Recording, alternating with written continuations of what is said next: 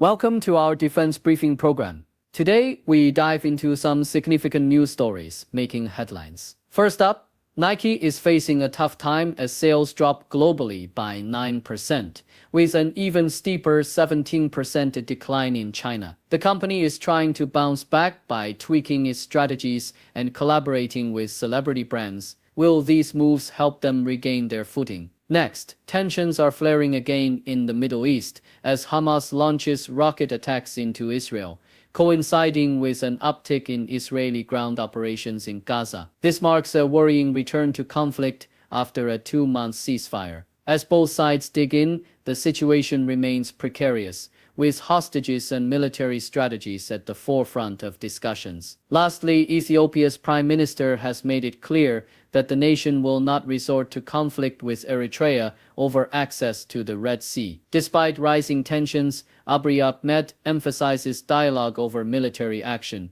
aiming to maintain the fragile peace established in recent years. Please stay tuned for more in-depth coverage on these stories. CNN reports that Nike is facing a significant downturn, with global sales plummeting by 9% last quarter, including a staggering 17% drop in China, its second-largest market. Despite the grim figures, investors showed some optimism as Nike's stock rose 4% in after-hours trading. However, the company's stock has seen a 30% decline over the past year, largely due to changing consumer preferences as shoppers opt for basic footwear over pricier athletic gear. In an effort to boost demand, Nike is scaling back production of its classic Air Force One and Pegasus lines while promoting newer, higher-priced products. Additionally, the company is re-evaluating its strategy of limiting partnerships with traditional retailers, recognizing the need for a balanced approach to distribution. The New York Times highlights the escalating conflict between Hamas and Israel, with Hamas launching rockets into Israeli territory as Israeli troops intensify ground operations in Gaza. The collapse of a 2-month ceasefire has reignited fears of a full-scale war as both sides remain entrenched in their positions. Israeli Prime Minister Benjamin Netanyahu faces internal pressure amid protests calling for a new truce to secure the release of hostages held by Hamas, yet his priority remains passing a state budget, which may require support from right-wing lawmakers who favor a return to military action. The deadlock continues, with neither side willing to compromise, leaving the situation precarious. According to CBC, a tragic plane crash in Alaska claimed the lives of all 10 people on board, with preliminary findings indicating the commuter plane was overweight for the icy conditions it encountered. The National Transportation Safety Board is investigating the February 6th crash, which is one of the deadliest in Alaska's recent history. The Cessna Caravan was en route from Unalasklit to Nome when contact was lost shortly after takeoff. Investigators noted that the plane's weight exceeded the maximum takeoff limit for flights into icing conditions, raising questions about the pilot's awareness of the aircraft's status and the weather conditions at the time. Weather-related challenges are common in Alaska, and experts emphasize the importance of cautious flying in such hazardous environments, especially for smaller aircraft.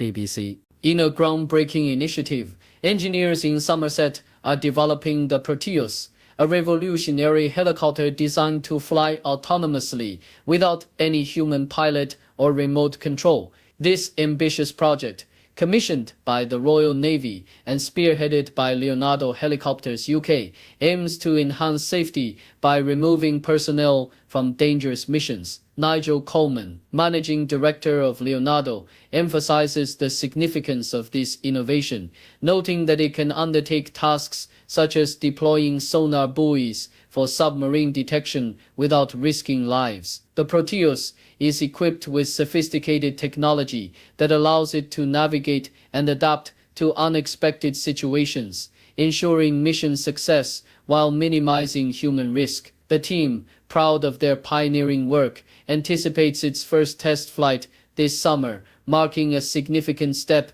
toward the future of uncrewed aviation. Times.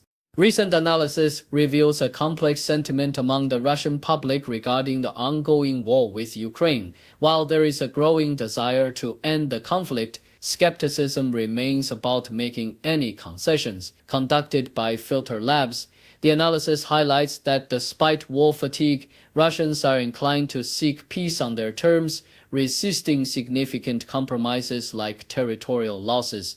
This sentiment poses challenges for diplomatic efforts, particularly as Ukrainian President Volodymyr Zelensky and President Trump discuss potential ceasefire agreements. Both nations' populations exhibit reluctance towards major concessions, complicating the path toward a U.S.-brokered resolution. As public sentiment evolves, the intricacies of negotiating peace between these two war-weary countries become increasingly evident. Deutsche Welle. In Europe, NATO warships have intensified the patrols along Estonia's coast, closely monitoring Russia's shadow fleet amidst rising tensions.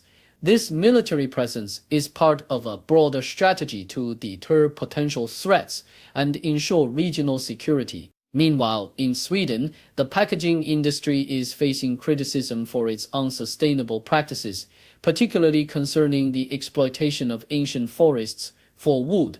These developments underscore the ongoing geopolitical challenges in the region, as nations grapple with both military and environmental concerns. The dual focus on defense and sustainability highlights the complexities that Europe faces in maintaining stability while addressing pressing ecological issues.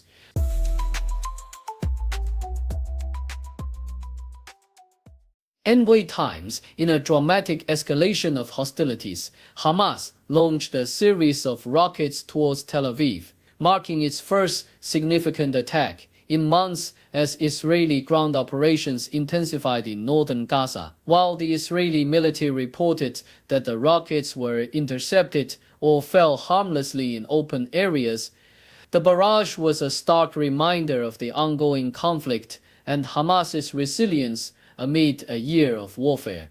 The fragile ceasefire that had held for 2 months crumbled following Israeli airstrikes targeting Hamas, leading to a surge in casualties with over 500 reported dead in Gaza, including many children. Prime Minister Benjamin Netanyahu's government is adamant about increasing pressure on Hamas until all hostages are released, while Hamas remains steadfast in its refusal to disband its armed forces or release more hostages without a commitment from Israel to end the conflict permanently. Al Jazeera. Amid the rising tensions between Ethiopia and Eritrea, Ethiopian Prime Minister Abiy Ahmed has publicly declared that his nation will not engage in conflict over access to the Red Sea, despite growing fears of war following Eritrea's military mobilization. Abiy emphasized the importance of resolving the matter through dialogue,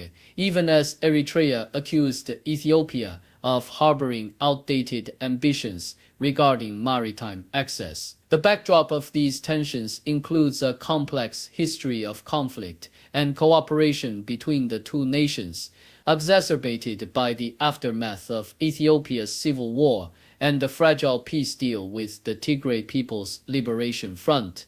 As both countries navigate their military postures, the potential for renewed hostilities poses a significant risk to regional stability, echoing the humanitarian challenges already faced due to the ongoing conflicts in neighboring Sudan. Recent findings from the Stockholm International Peace Research Institute reveal a notable decline in China's arms imports, coinciding with a decrease in its arms exports, signaling a shift towards greater self-reliance in military capabilities. Over the past 5 years, China has seen a remarkable 64% drop in arms imports, as it increasingly turns to domestic production to meet its defense needs, especially in light of rising tensions in the region. While China remains the fourth largest arms exporter globally, its market share has diminished due to political factors that deter many countries from purchasing Chinese arms. As China continues to emphasize military modernization through its military-civil fusion strategy, the interplay between its defense spending, geopolitical ambitions, and the global arms market will shape its future military posture, particularly in relation to Taiwan and its territorial disputes.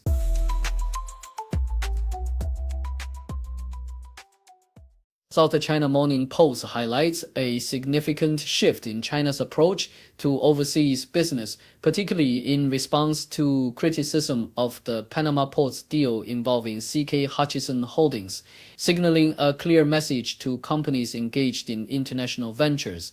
In a technological breakthrough, Chinese engineers have tackled the challenges that hindered Elon Musk's Hyperloop concept, paving the way for a potential vacuum tube transport system. Meanwhile, the Chinese military is tightening its budgetary constraints while continuing its ambitious modernization efforts, reflecting a more frugal mindset. On a different front, a U.S. House committee is pressuring universities like Stanford and Carnegie Mellon to disclose their policies regarding Chinese nationals amidst rising national security concerns. In an exciting scientific proposal, Chinese researchers are advocating for a giant radio telescope on the moon's far side, which could revolutionize lunar observations.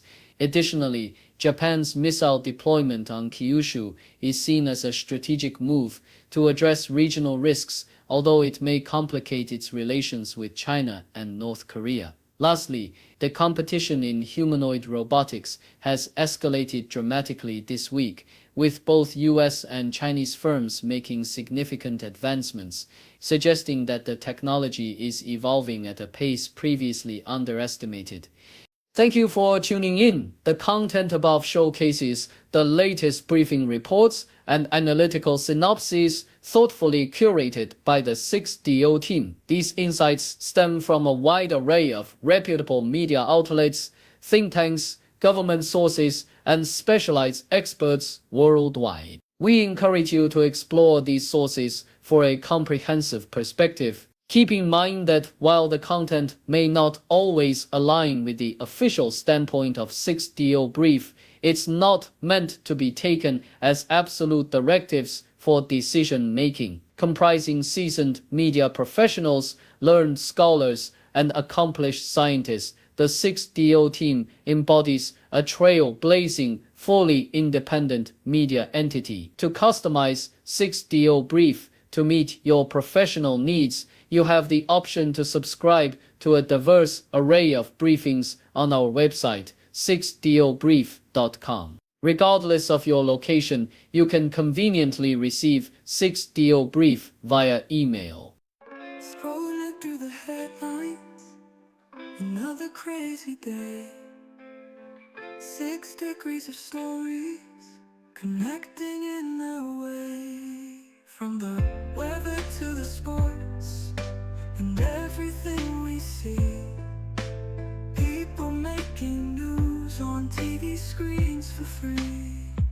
6-degree world, where the news comes in a whirl. Every story ties together like a ribbon in a twirl. Sit back and watch it all. Big and small they call, from city lights to countryside, we're connected after all.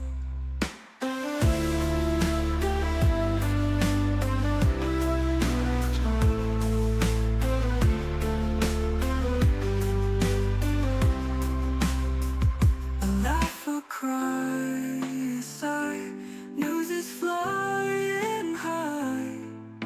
From city lights to countryside, we're connected after all. A laugh, a cry,